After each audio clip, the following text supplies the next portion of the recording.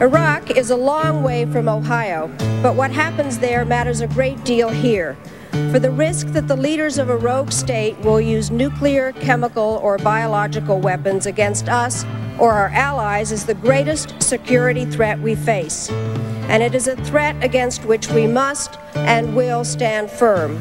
Or we take some ambiguous third route, which gives him yet more opportunities to develop this program of weapons of mass destruction and continue to press for the release of the sanctions and continue to ignore the solemn commitments that he made.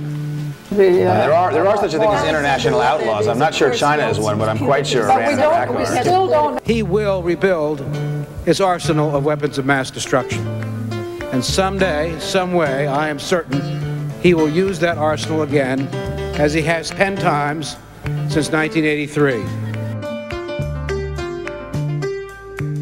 Saddam Hussein certainly has chemical and biological weapons. There's no question about that. There is unmistakable evidence that Saddam Hussein is working aggressively to develop nuclear weapons and will likely have nuclear weapons within the next 5 years. We also should remember we have always underestimated the progress that Saddam Hussein has been able to make in the development of weapons of mass destruction. We know he continues to attempt to gain access to additional capability, including nuclear capability. There is a real debate how far off that is, whether it's a matter of years or whether it's a matter of less than that. And so there's much we don't know. Saddam Hussein, in effect, has thumbed his nose at the world community.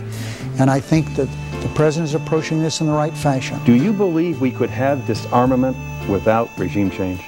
I doubt it.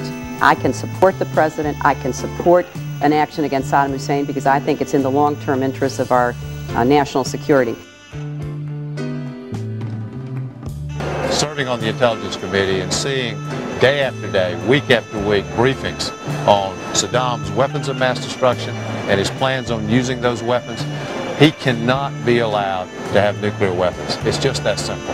Bill, I support the President's efforts to disarm Saddam Hussein. I think he was right on in his speech tonight. The lessons we learned following September the 11th were that we can't wait to be attacked again, particularly when it involves weapons of mass destruction. So, regrettably, Saddam has not done the right thing, which is to disarm, and we're left with no alternative but to take action. When I made the decision to remove Saddam Hussein from power, Congress approved it with strong bipartisan support. While it's perfectly legitimate to criticize my decision or the conduct of the war, it is deeply irresponsible to rewrite the history of how that war began. These critics are fully aware that a bipartisan Senate investigation found no evidence of political pressure to change the intelligence community's judgments related to Iraq's weapons programs.